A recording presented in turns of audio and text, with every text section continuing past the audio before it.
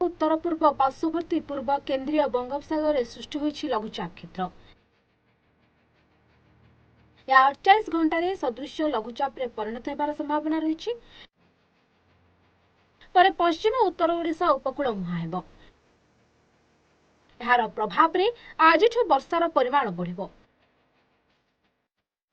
एने भुवनेश्वर आंचलिक पाणीपाग केन्द्र पक्षर पूर्वानुमान कर 3 तारिख जाए राज्यर विभिन्न स्थान में वर्षा होबार सूचना रही। किसी स्थान में प्रबल अति प्रबल वर्षार संभावना रही। प्रबल वर्षा नहीं केन्दुझर मयूरभंज बालेश्वर और भद्रक जिला को येलो अलर्ट जारी होइछि। 1 और 2 तारिख में राज्यर 10 जिले में प्रबल अति प्रबल वर्षा होबार संभावना रही। तेज सबु जिला को सतर्क सूचना जारी कर। ब्यूरो रिपोर्ट सूचना टीवी।